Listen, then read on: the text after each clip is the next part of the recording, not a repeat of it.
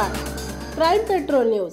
नमस्कार, आपण पाहताय क्राईम पेट्रोल न्यूज। पाहूयात महत्त्वाची बातमी।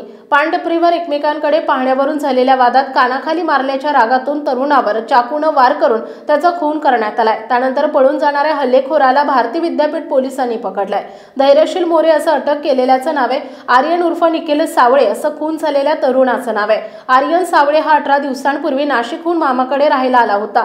तो एका सलूनमध्ये कामाला लागला होता। शुक्रवारी रात्री 10:30 वाजता तो पान खाण्यासाठी साई सिद्धी चौकात गेला होता। तेथे धैर्यशील मोरे हा सिगारेट पीत उभा होता। धैर्यशीलने आर्यनला माझ्याकडे काय पाहतो असा जाब विचारला। यावरून त्यांच्यात वाद झाला। तेव्हा आर्यन सावळे याने धैर्यशील मोरे याच्या कानाखाली मारले। त्याचा राग येऊन धैर्यशीलने त्याच्याकडील चाकूने आर्यनवर सपासप वार केले।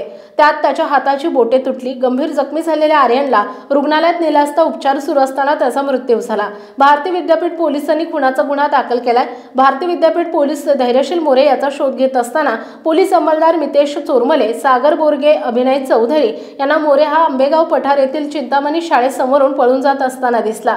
त्यांनी पाठलाग करून त्याला पकडले।